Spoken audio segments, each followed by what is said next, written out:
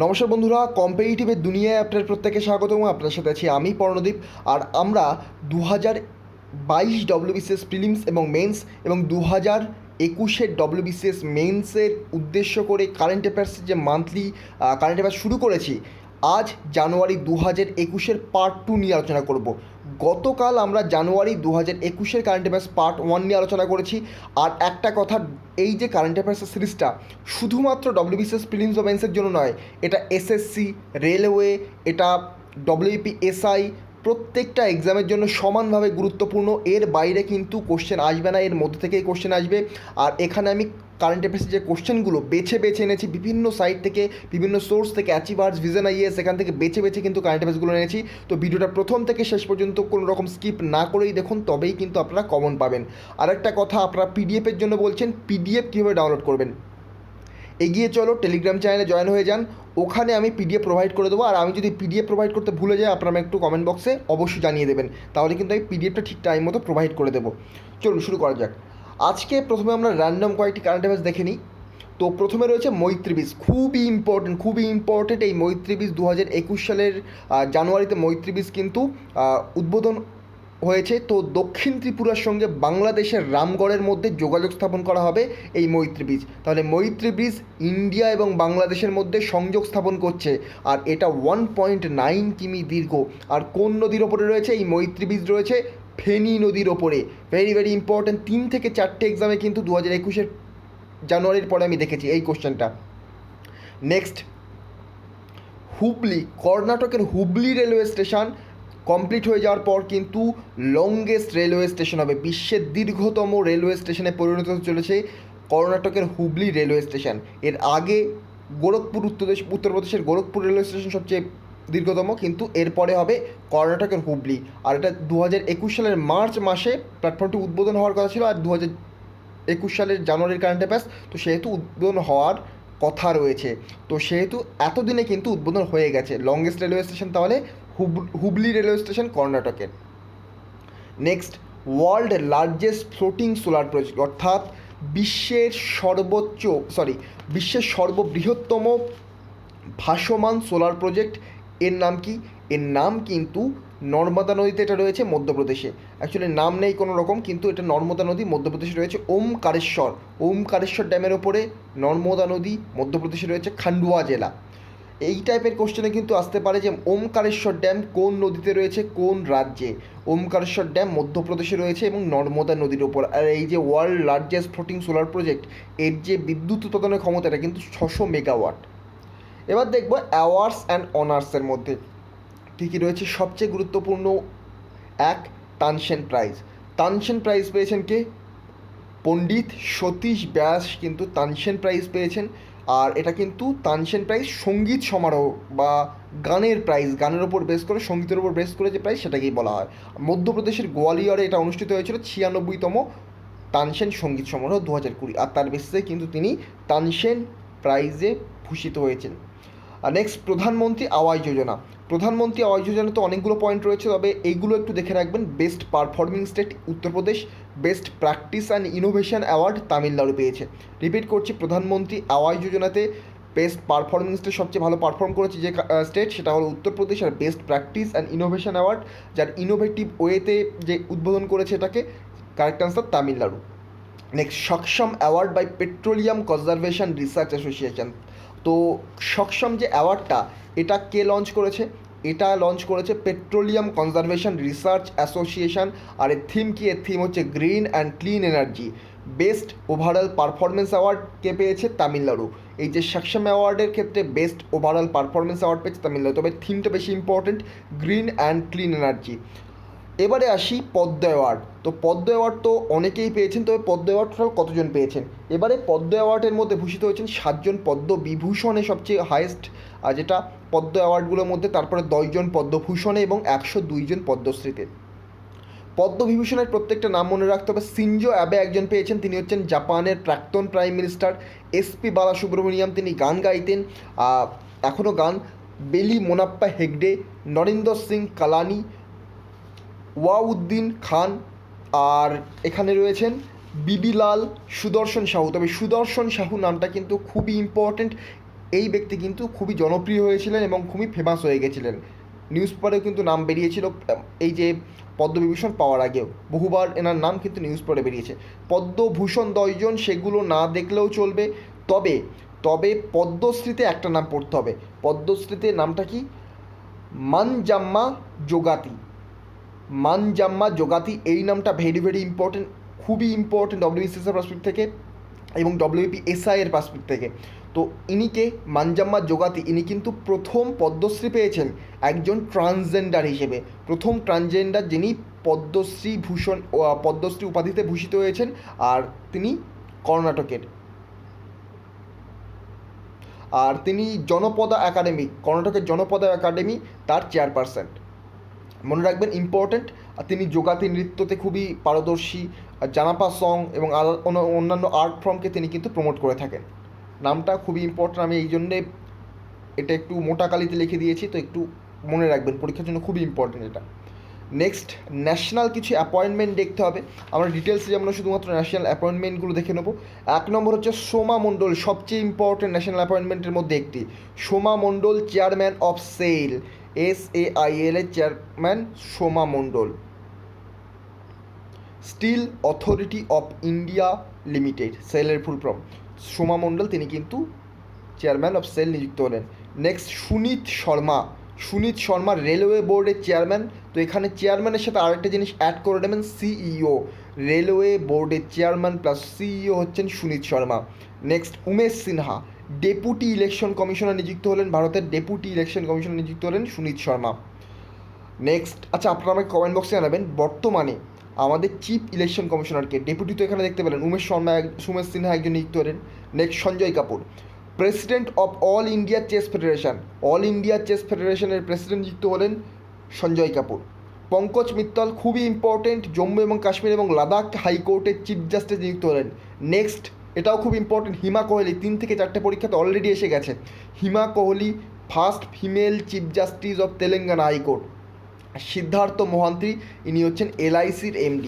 আরেকবার রিপিট করছি, এটা সবচেয়ে ইম্পর্টেন্ট, কিন্তু মনে রাখা মুশকিল হয়েছে। Soma Mondal, chairman of SAIL, Sunit Sharma, chairman of railway, Umesh Sinha, deputy election commissioner, Sanjay Kapoor, president of all India chess federation, Pankaj Mittal, Jammu এবং কাশ্মীর এবং লাদাখ হাইকোর্টের চিফ জাস্টিস, হিমা কোহলি, প্রথম মহিলা চিফ জাস্টিস তেলেঙ্গানা হাইকোর্টের, আর সিদ্ধার্থ মহান্তি LICর MD। তো এই মাসে জানুয়ারিতে কোনো ইম্পর্টেন্ট আন্তর্জাতিক বা ইন্টারন্যাশনাল অ্যাপয়েন্টমেন্ট আনেনি, অতটা ইম্পর্টেন্ট ছিল না সেই জন্য। তো এবার আমরা স্পোর্টসে চলে যাবো। স্পোর্টসের মধ্যে প্রথমে রয়েছে বর্ডার গাভাস্কার ট্রফি।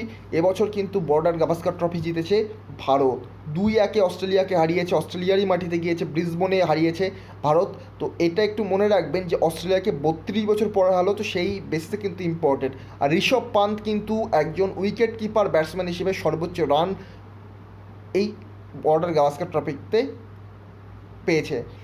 আর 67তম grand master in chess Leone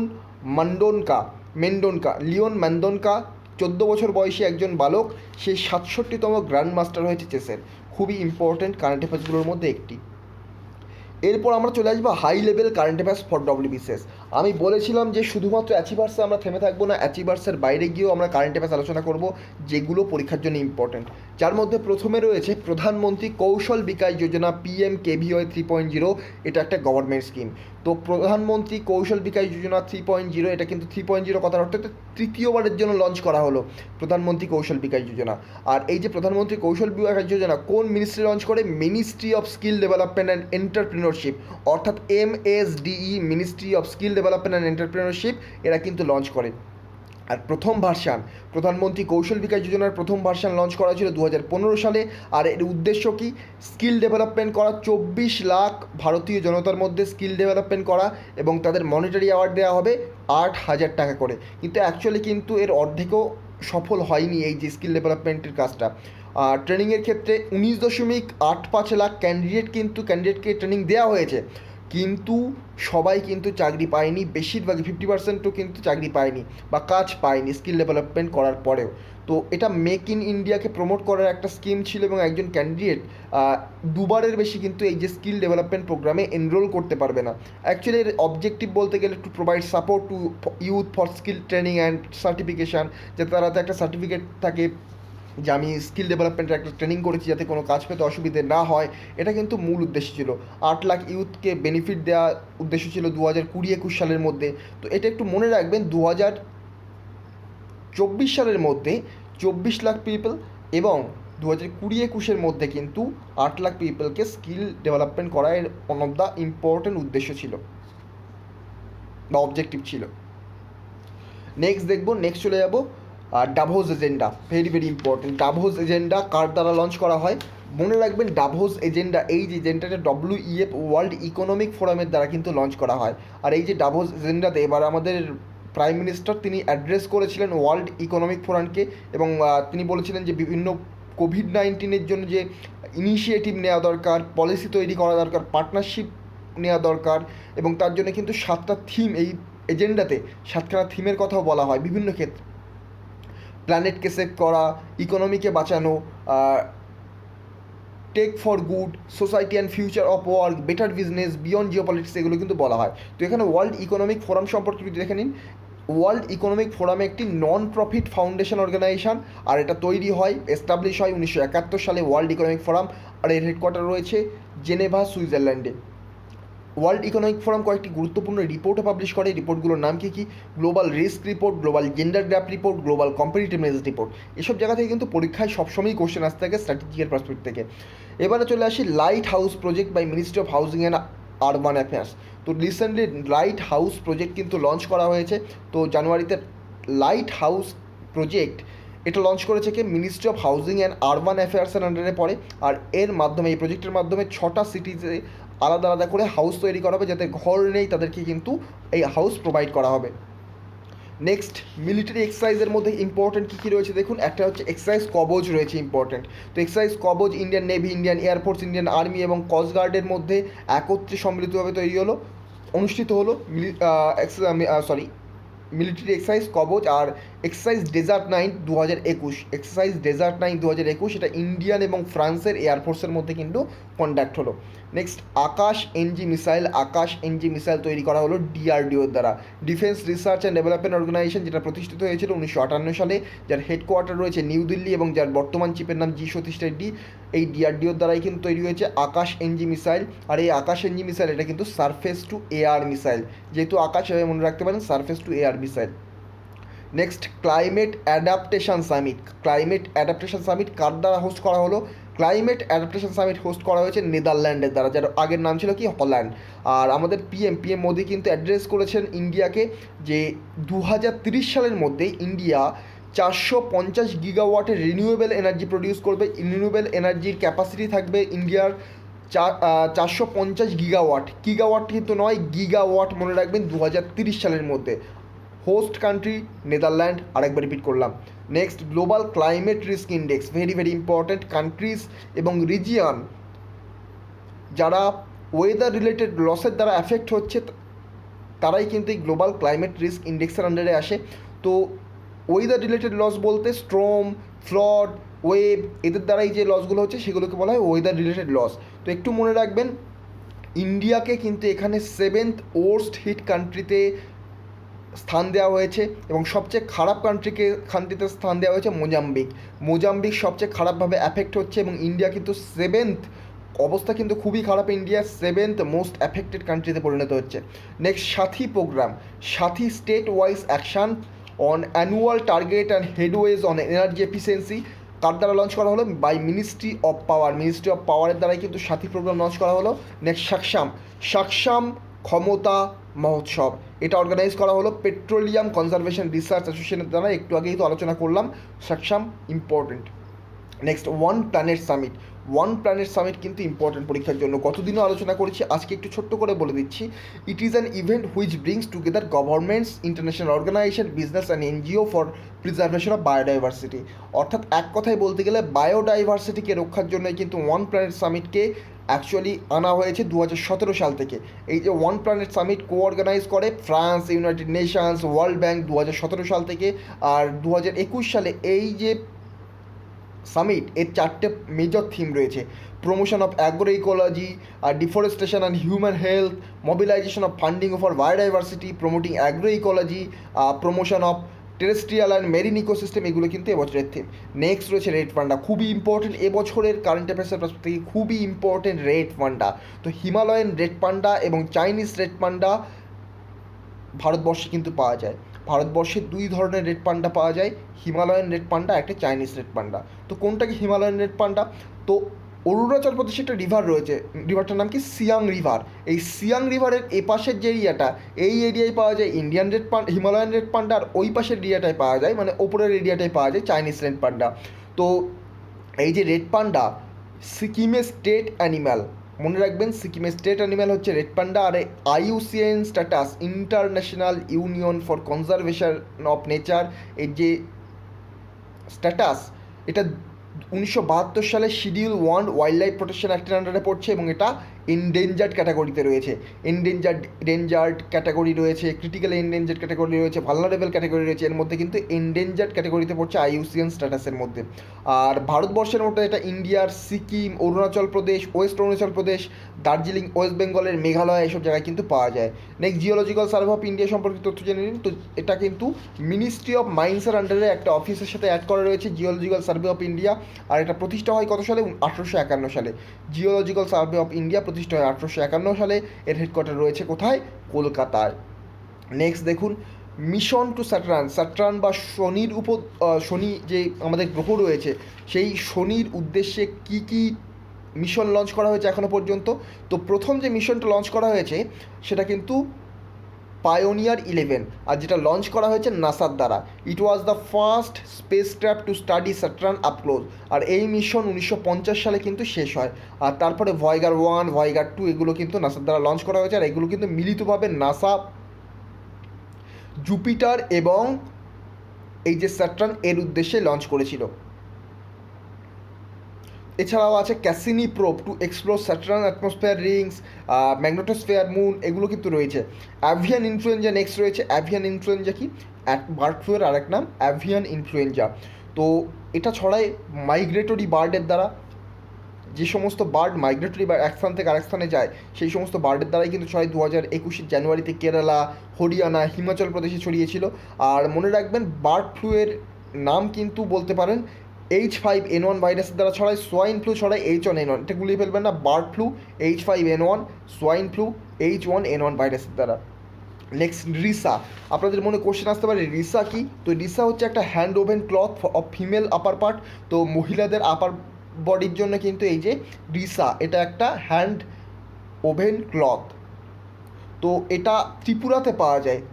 ত্রিপুরার যে ট্র্যাডিশনাল ফিমেল ড্রেস, তার মধ্যে কিন্তু এই যে রিসা পড়ে। আর it is being branded under the Indian handloom brand. Indian handloom ব্র্যান্ডের আন্ডারে পড়ে। খুবই ইম্পর্টেন্ট রিসা। এটা আর্ট অ্যান্ড কালচারের পার্সপেক্টিভ থেকে ইম্পর্টেন্ট। ডব্লিউবিসিএস মেন্সের জন্য ইম্পর্টেন্ট, ডব্লিউবিসিএস প্রিলিমস আসার চান্স খুবই কম, এবং ইউপিএসসির জন্য ইম্পর্টেন্ট।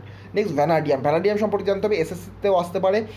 ভ্যানাডিয়ামের অ্যাটমিক নাম্বার কত? 23। তো এটাকে যদি আমরা একটু ভাঙি তাহলে পাবো আর্গন 3d3 4s2, অর্থাৎ আর্গন 3d3 4s2, এইভাবে আমরা ভাঙতে পারি। আপনারা যারা সায়েন্স স্টুডেন্ট তারা হয়তো বুঝতে পারছেন। তো ভ্যানাডিয়াম হচ্ছে অ্যাটমিক নাম্বার 23।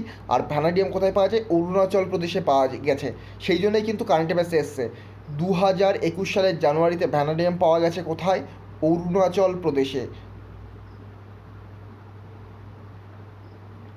ডিপো এবং তামাং এরিয়া, ডিপো এবং তামাং এরিয়া, এই দুটো এরিয়া হচ্ছে অরুণাচল প্রদেশ।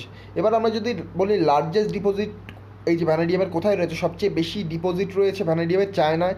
তারপর তাকে ফলো করছে রাশিয়া এবং সাউথ আফ্রিকা। সবচেয়ে বেশি ডিপোজিট তাহলে চায়না, ফলো করছে রাশিয়া এবং তারপর সাউথ আফ্রিকা। এবং মনে রাখবেন এই যে ভ্যানাডিয়াম সফট, গ্রে এবং ডাকটাইল এলিমেন্ট হয়। তো ডাকটাইল এলিমেন্ট কি একদিন আমি সায়েন্সের যখন ক্লাস নেবো তখন আলোচনা করব। সফট হয়, নরম হয়, গ্রে কালারের হয় এবং ডাকটাইল এলিমেন্ট হয়। ডাকটাইল অ্যাকচুয়ালি বাংলা আমার জানা নেই, তবে ডাকটাইল এলিমেন্ট কি সেটা ডিটেলসে একদিন আলোচনা করবো। ডাকটাইল এলিমেন্ট ছোট্ট একটু করে এখন বলতে গেলে হবে না, প্রচুর বড় হয়ে যাবে। তো এই ছিল আজকে আমাদের ইম্পর্টেন্ট কারেন্ট অ্যাফেয়ার্স। আজকে আমাদের ইম্পর্টেন্ট কারেন্ট অ্যাফেয়ার্সের মধ্যে আমরা কিন্তু প্রচুর তথ্য দেখলাম। আর এখান থেকেই WBCS preliminary, mains, WPSI, SSC, railway প্রত্যেকটা এক্সামে দেখবেন কমন আসবে। পিডিএফ আমি প্রোভাইড করে দেবো। এগিয়ে চলো টেলিগ্রাম চ্যানেল, যদি আমি ভুলে যাই অবশ্যই আপনারা আমাকে কমেন্ট বক্সে জানিয়ে দেবেন। তো এই ছিল ভিডিও। যদি ভিডিওটা ভালো লাগে, এই ধরনের ভিডিও আরও পাওয়ার জন্য চ্যানেলটিকে সাবস্ক্রাইব করুন, পাশে থাকা বেল আইকনটিও প্রেস করতে ভুলবেন না। চলুন আজকের মতো গুড বাই। পরবর্তী ভিডিওতে আপনার সাথে আবার দেখা হবে। Thank you.